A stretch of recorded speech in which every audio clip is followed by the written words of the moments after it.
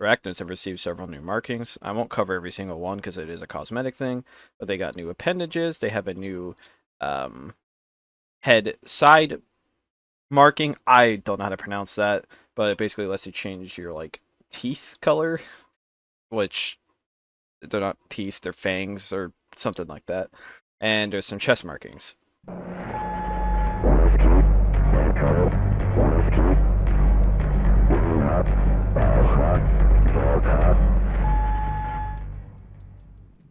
Not a groundbreaking change, but the Syndicate alert sound has been changed back to the one that was there basically a year ago. I personally prefer this version. I'm sure some people will be sad to see the more upbeat version go, but this is what was changed. The energy dagger was changed to be a 2 telecrystal purchase, and the damage was buffed to be 18 damage instead of 15. The thing is, though, that this is 9/9 heat, and heat kind of cancels out some of the benefits of slash, but the fact that it's 18 damage total now is rather incredible, because with 3 perfect heavy swings, you can actually crit an unarmored target, where before it would have taken 4.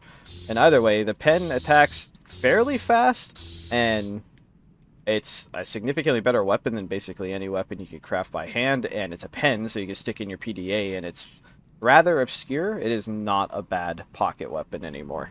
The disposable turret for syndicates has been changed. It now only costs 8 telecrystals, but shoots slower. You can also now fix them. So if I punch it to deploy it, you can use a screwdriver to pack it back up. It has a long do after, but it turns it back into a toolbox. And if I would punch it and use a wrench, again, it's a slightly faster do after, but that will repair the turret. And you'll get a message you repair the disposable turret with a wrench. The EMP Implanter is added to the game. It costs 5 telecrystals, detonates a small EMP pulse on activation that drains nearby electronics of their power, can be used 3 times before the internal battery runs out. If you purchase it, like every other uplink, or every other implant, will put an implanter in your hand. You instant inject yourself, and you'll get an action on the left. It looks like an EMP grenade. If I just use it right here, you can see the range isn't all that massive. It only killed lights about 3 tiles away from me, but it did not kill a light about 6 tiles away. And another thing to note, it can't be used when you're stunned, so you must use it preemptively if you're about to get stun baton. But it is rather good for that, because if I show you,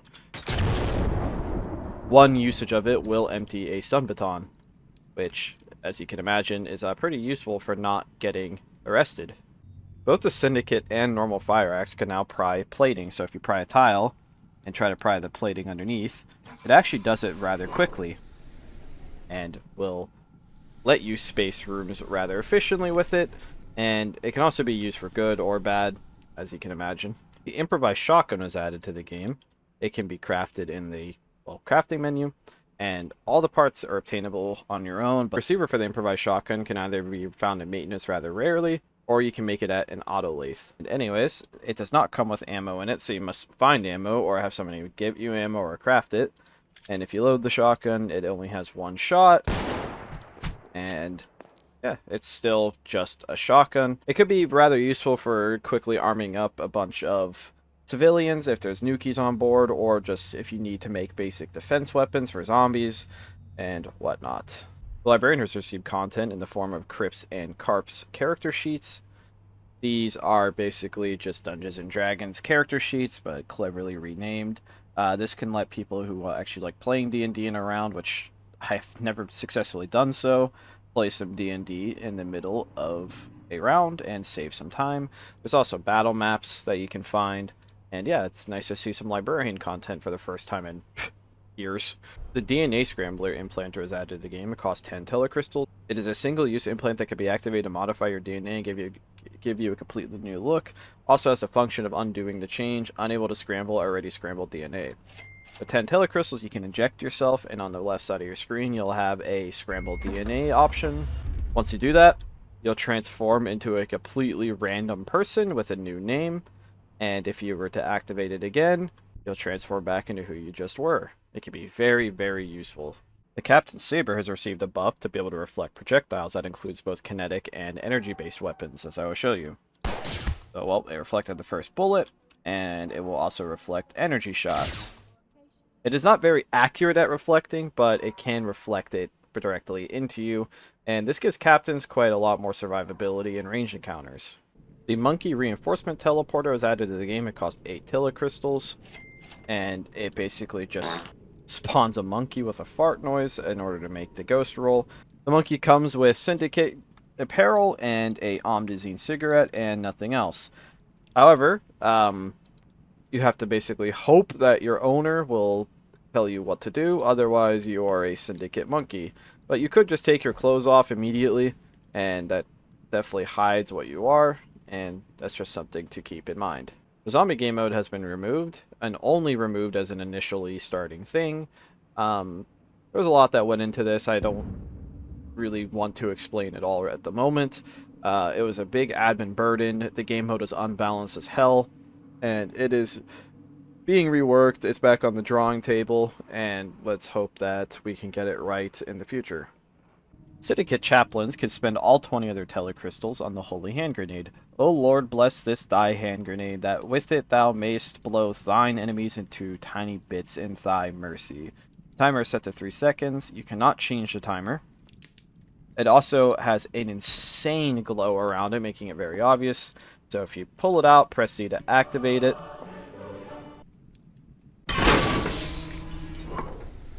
It creates a massive explosion that will basically insta-kill anyone near it. It is a pretty memey item because it does cost 20 telecrystals.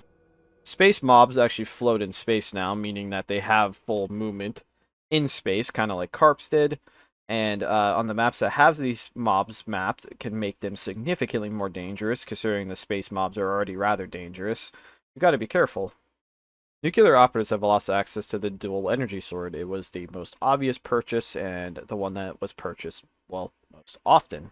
Nuclear operatives can now buy the ammo bundle. The ammo bundle contains 4 magazines for the C20, 4 drums for the Bulldog, and 2 ammo boxes for the L6 Saw. Now I'll just purchase it to show you that is indeed the case. And they are lethal pellets, not beanbags. So if you have one person in your team buy this, you are set for at least C20 ammo, and you basically have to hope somebody in your team buys an L6 Saw and buys a Bulldog. But you're going to obviously want to communicate this. Also, on the bundle list is the medical bundle. The medical bundle comes with a lot of goodies. It comes with 3 combat medipens, a spacicillin syringe, hydronolin syringe, tranit acid syringe, a defib, and a whole combat medical kit. Combat medical kit has even more goodies in it now. It has the medicated suture and regenerative mesh from last update, and as well, it now has a dermaline syringe. So there is a lot of healing in this rather expensive medical bundle.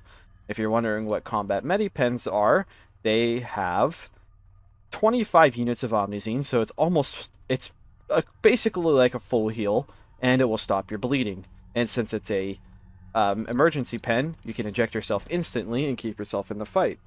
Also worth mentioning, the Nuclear Operative Medic now starts with one of these in their backpack, basically as a free sample, as I'm pretty sure that joke was made. The Nuclear Operatives have received a basic form of chemistry. They got their Chem Master back, and they have a Chem Vendor. It's not as good as Infinite Chems, but due to the limited supply, should hopefully help people who are missing out on making chemical grenades or making their favorite medicines. Should let them have a little bit of an opportunity to make it, and hopefully not make rounds last too long again. The last thing I'm going to cover for this week is the newest station to be added to the game. It is called Core Station. Core Station has a very unique arrivals. It is not really connected to the station, and you must do a spacewalk in order to get into, well, the station. And this could potentially cause some new players some problems, but realistically, new players should learn how to put on a emergency suit anyway. And another very interesting feature about this map that I will go to is that the center of the map is a singularity, and it is pretty much completely sealed in, but it would not take all that much effort to sabotage the singularity, so people are going to have to be on guard quite a lot for that, but I think that is a unique feature of the map. Other than that, I will move around it just a little bit so you can take a look at it if you haven't gotten a chance to look at it in game yet. Otherwise, there's not too many other things that are quite different.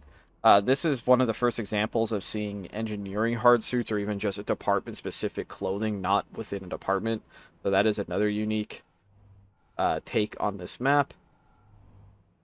Other than that, it is well decorated, looks nice. I haven't had the opportunity to play on it yet, but I am excited to do so. And yeah, you will see it yourself in-game soon enough, I am sure. It is a medium population map. It is not going to be meant for high pop. Beds and medical beds now only heal blunt and cold specifically, rather than brute and burn groups. This will make certain treatments a lot harder. Medical beds are kind of the end-all be-all for stabilizing patients. It was kind of weird that you could just shove people in a bed and that would basically stabilize them. Also, that means salvagers can't just rely on sleeping in a bed forever in order to heal. They might actually have to go back to medical at some point, or at least order good meds. And yeah, this should be an interesting change to let medical be more hands-on. And that's all I got for now. I will slowly scroll through the changelog so you can take a look at things yourself. I only cover the more larger player-facing things, so this is normal. Just because I didn't cover it doesn't mean it isn't important. I want you to thank all of our maintainers and contributors for keeping the game up to date, full of content, and just overall playable.